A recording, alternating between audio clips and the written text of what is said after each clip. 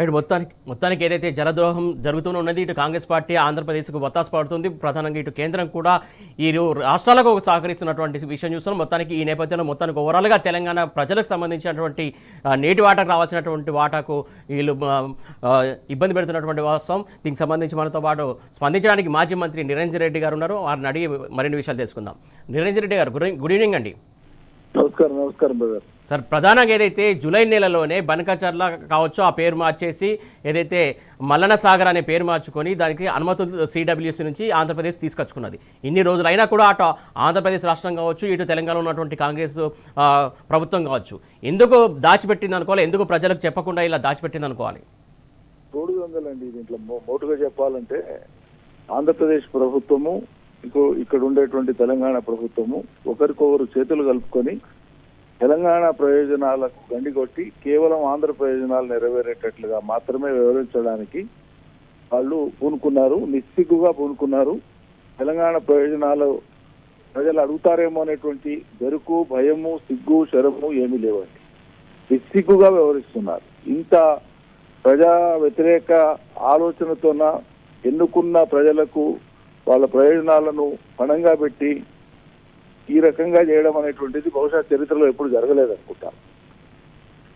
దుర్మార్గం ఇది. వాళ్ళు మిలాఖతై చేస్తున్నటువంటి పని. వాళ్ళేమి తెలంగాణ ప్రాంత ప్రజల కోసం ఏదో ప్రత్యామ్నాయమో ఇంకేదో ఆలోచించేటువంటి బుద్ధితో కూడా వాళ్ళు ఏనాడు లేదు.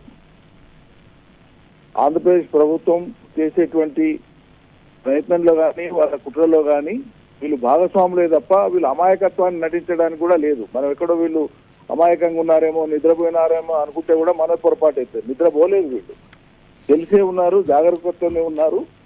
100% ఆంధ్ర ప్రయోజనం నెరవేర్చడానికి, తెలంగాణ ప్రయోజనాలను పణంగా పెట్టడానికి సిద్ధంగా ఉన్నారు. ఇప్పుడు సింపుల్ లాజిక్ అండి. తెలంగాణ ప్రయోజనాలకు వ్యతిరేకంగా ఆంధ్రప్రదేశ్ ప్రభుత్వ ప్రధాన కార్యదర్శిగా ఇరిగేషన్ బాధ్యుడిగా ఉండేటువంటి ఒక అధికారిని తెలంగాణ ప్రభుత్వానికి తీసుకొచ్చి ఇక్కడ సలహాదారుగా పెట్టుకోవడం ఏంటండి. అది కూడా జలవనరులకు. ఇంకా విచిత్రం ఏంటంటే ఆయనకి ఇచ్చినటువంటి ఆ బాధ్యత అయితే ఉందో జలవనరులకు, తెలంగాణ జలవనరులకు సలహాదారాన్ని ఇచ్చినారు. ఆయనకి ఇచ్చిన జీవోలు ఆదిత్యనాథ్ దాస్ గారికి ఇచ్చింది. తెలంగాణ డిపార్ట్మెంట్ జలవనరుల డిపార్ట్మెంట్ అన్నారు, ఇక్కడ వాటర్ రిసోర్సెస్ డిపార్ట్మెంట్ అన్నారు. తెలంగాణలో irrigation and command area department అంటారు, ఇరిగేషన్ అండ్ సిఐడి అంటారు. అంటే ఆంధ్రప్రదేశ్ లో ఉండేటువంటి నామన్క్లేచరే, అక్కడ వాడేటువంటి భాషనే ఆయనకి ఇచ్చినటువంటి జీవోలో ఉంది అంటే అర్థం. జీవోతో సహా ఆ స్క్రిప్ట్ అంతా కూడా వాళ్ళు ఇచ్చినటువంటిది వీళ్ళు ఇక్కడ ప్రింట్ తీసుకొని ఆర్డర్ ఇచ్చినారు, అంతే సింపుల్ గా. అంటే అంత ప్రత్యక్షంగా ఆంధ్రప్రదేశ్ యొక్క వ్యవహారాలు నగ్నంగా ఇలా తెలంగాణలో జరుగుతున్నాయి వాళ్ళకు అనుకూలంగా. సార్, ప్రధానంగా ఏదైతే మీరు అన్నట్టు ఏదైతే ఆదిత్యనాథ్ గారి విషయం తీసుకున్నట్టయితే ప్రధానంగా ఆయన గతంలో ఆంధ్రప్రదేశ్ సంబంధించినటువంటి దాంట్లోనే పనిచేశారు. అలాంటి వ్యక్తి తెలంగాణకు సంబంధించినటువంటి కమిటీలో ప్రధానంగా ఏదైతే ఆంధ్రప్రదేశ్ చేసినటువంటి కమిటీ తర్వాత 1 వీక్లోనే కమిటీ వేయడం, ఆయన చైర్మన్గా పెట్టడం, ప్రధానంగా ఆయనకు తెలంగాణకు సంబంధించి ప్రజలకు కావచ్చు తెలంగాణకు న్యాయం చేస్తారని చెప్పేసి అనుకోవచ్చా? కావాలనే కాంగ్రెస్ పార్టీ ఇలా చేసింది అనుకోవచ్చా? మరి 100% అండి, 100%. అక్కడ వాళ్ళ బాస్ ఆదేశిస్తే ఇక్కడ ఈయన చేస్తున్నాడండి. ప్రభుత్వ ఉద్యోగులు, ఉన్నత స్థాయి అధికారులు, అఖిల భారత సర్వీస్ అధికారులు ఇక్కడ పోస్టింగ్లు ఉంటే ఇక్కడ ఏ బాధ్యతలు ప్రభుత్వాలు ఇస్తే అవి చేస్తాయి, ఓకే, అంతవరకు. కానీ ఈ ప్రత్యేక అధికారి ఏంటంటే రాజశేఖర రెడ్డి ఉన్న కాలం నుంచి ఇప్పటిదాకా కూడా తెలంగాణ ప్రయోజనాలకు గండి కొట్టేటువంటి దానికి ఈయన మేధో సంపత్తినంతా కూడా ఉపయోగిస్తున్నాడు. అది నగ్నంగా మనకు కనిపించింది. ఆయన అనేక సందర్భాల్లో తయారు చేసినటువంటి లేఖలు కానీ ఆ ప్రభుత్వ అధినేతలకు ఆయన ఇచ్చిన సలహాలు, సూచనలు కానీ, అందుకోసమే ఆయన ఆ ప్రాంతం వాళ్లకు ఇష్టడైనా అంత నమ్మకం బంటుగా ఉన్నాడు. కాబట్టి ఆయనను ఒక ఆయుధంగా వాడుకుంటున్నారు. ఆయన సార్, ప్రధానంగా ఏదైతే ముఖ్యమంత్రి రేవంత్ రెడ్డి ప్రెస్ మీట్ పెట్టాడు, పదే ఏదైతే బీఆర్ఎస్ సర్కార్కి సంబంధించి కావచ్చు, లేకుంటే కేసీఆర్ వ్యక్తిగత దూషణలకే పరిమితం అవుతున్నటువంటి సిచ్యువేషన్ చూస్తున్నాం. ప్రధానంగా ఏదైతే అప్పట్లో 1 year కోసమే అగ్రిమెంట్ చేసుకున్నారు, తీసుకోవాల్సిన అవసరం ఉంటుందని చెప్పేసి కేసీఆర్ గారు ఆ నిర్ణయం తీసుకున్నారు. కానీ దాన్ని వీళ్ళు వక్రీకరించి దాన్నే బూచిగా చూపించడం ఎంతవరకు కరెక్ట్ అనుకోవచ్చు? కరెక్ట్ కాదండి, బుద్ధి లేనితనం వాళ్ళది.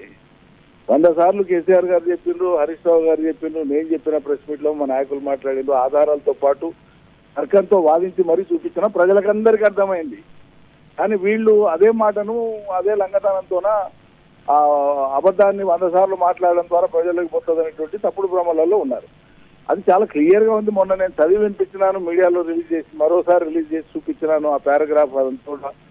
దాంట్లో స్పష్టంగా ఉన్నటువంటిది ఒక వాటర్ ఇయర్ కోసం మాత్రమే ఇది అడాహక్ అరేంజ్మెంట్ అనేటువంటి మాట ఉంది. ఈ అడాహక్ అరేంజ్మెంట్ కూడా 299/512 అనేటువంటి అడాహక్ అరేంజ్మెంట్ కూడా ప్రాతిపదిక అప్పటిదాకా సమైక్య ఆంధ్రప్రదేశ్ ప్రభుత్వం కట్టినటువంటి ప్రాజెక్టులు కావచ్చు, కేటాయించినటువంటి నీళ్లు కావచ్చు, విడుదల చేసినటువంటి జీవోలు కావచ్చు, వాటన్నింటి ప్రామాణికంగానే మేము చేస్తున్నాం. ఇది తప్పు. ఇది మీకు నీటి వాటాలు తేలినప్పుడు, రేపు ట్రిబ్యునల్ ఫైనల్ తీర్పు ఇచ్చినప్పుడు, జలవనరుల పంపిణీ జరిగినప్పుడు మీ వాటా మీకు ఉంటుంది. అప్పటిదాకా తాత్కాలికంగా వాడుకోండి. ఇది 1 ఇయర్ కోసం. ఎందుకు 1 ఇయర్ అని పెడుతున్నామంటే పార్లమెంట్ చేసినటువంటి చట్టంలో ఈ నీటి వాటా ఏదైతే ఉందో ఏడాది లోపల తేలాలని చట్టంలోనే పెట్టినారు. కాబట్టి మనం అందులో ఏడాదని వాళ్ళు పొందుపరిచినారు. వాళ్ళు ఆలోచన చేస్తే దానికి మనం బాధ్యులం కాదు కదా.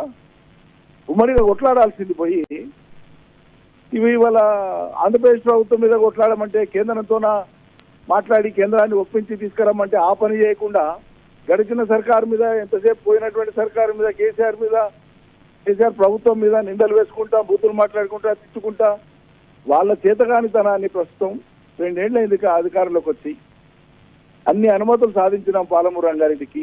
మిగిలిన కొద్దిపాటి పనులు సాధించుకొని రావడానికి 2 ఏళ్లలో వాళ్ళు చేసిన ప్రయత్నం ఏముంది? అది ప్రజలకు ఎప్పుడైనా చెప్తున్నారా?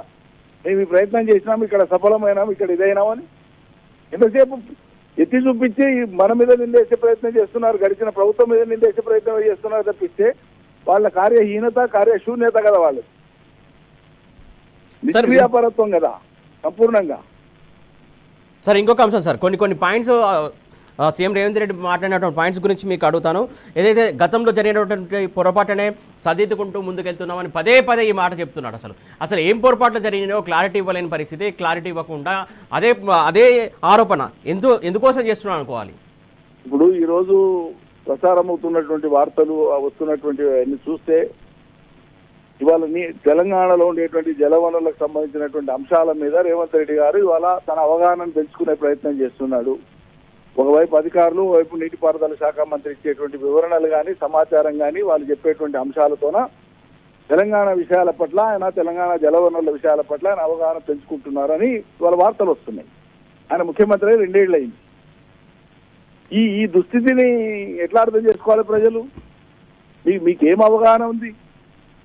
రాష్ట్ర నీటిపారుదల వ్యవస్థ మీద కానీ, రాష్ట్రంలో ఉండేటువంటి ప్రతి నీటి బొట్టు మీద కానీ, వాగుల వంకల మీద కానీ, నదుల మీద కానీ, తెలంగాణ హైదరాబాద్ రాష్ట్రంగా ఉన్ననాడు మనకు ఉండేటువంటి నీళ్ల కేటాయింపులు, మనం చేసుకున్నటువంటి ఒప్పందాలు కానీ, లేకుంటే ఆనాడు మనం తలపెట్టినటువంటి ప్రాజెక్టులు కానీ, అవి సమైక్య ఆంధ్రప్రదేశ్ ఏర్పడిన తర్వాత రద్దయినాయి కానీ, రద్దయిన తర్వాత సాగతీతలు కానీ, తెలంగాణకు జరిగినటువంటి అన్యాయం కానీ, వీటన్నింటి మీద ఆయన ఏదైనా మాట్లాడిండారండి? ఎప్పుడన్నా ఏదైనా చర్చ చూసిందా మీరు? అది ఈ కోడిగుడ్డు మీద ఈకలు వీకేటువంటి పని చేస్తున్నారు. దానివల్ల ఏమీ జరగదు. ప్రజలకు చాలా క్లారిటీ ఉంది. బ్రహ్మాండమైనటువంటి రిజర్వాయర్ శ్రీశైలంలోకి వెళ్ళి ఆఖరి బొట్టు దాకా వాడుకునే వెసులుబాటు ఉండేటువంటి పాలమూరు రంగారెడ్డి శ్రీశైలం దగ్గర మనం సోర్స్ పెట్టుకొని అక్కడి నుంచి ఎత్తిపోతలకు మనం శ్రీకారం చుట్టి 90% పని పూర్తి చేసినటువంటి దాన్ని కేవలం 10% పనులు 2 ఏళ్ల నుంచి స్టార్టెడ్ మట్టి తీయ కూడా పెండింగ్ లో పెట్టినారు. 2-3 దఫాలుగా 2-3 సార్లు ఉత్తమ్ కుమార్ రెడ్డి గారే పాలమూరు రంగారెడ్డిని మేము మరో 2 ఏళ్లలో పూర్తి చేస్తామని ప్రకటనలు చేసినారు. సార్ ప్రధానంగా ఇంకొకటి అంశం సార్, ప్రధానంగా ఏదైతే వీళ్ళు రేపు పవర్ పాయింట్ ప్రెజెంటేషన్ ఇవ్వబోతున్నారో, ఆ పవర్ పాయింట్ ప్రెజెంటేషన్ లో ఏదైతే ఈ లెక్కలు చెప్పబోతున్నారో, తెలంగాణకు 299 టీఎంసీలు అని చెప్పారంటున్నారు. అంటే ఇవే కాకి లెక్కలు కూడా రేపు చెప్పబోతున్నారు అనుకోవాలా, ఈ లీకులు అనుకోవాలి ఇవన్నీ? ఇప్పుడు వాళ్ళ బుద్ధిలేనితనాన్ని పదే వల్లవేస్తారు. దాని గురించి పెద్ద పట్టించుకోవాల్సిన అవసరం లేదు. తెలంగాణ ప్రజలకు స్పష్టంగా అర్థమైందండి. Okay sir, thank you sir.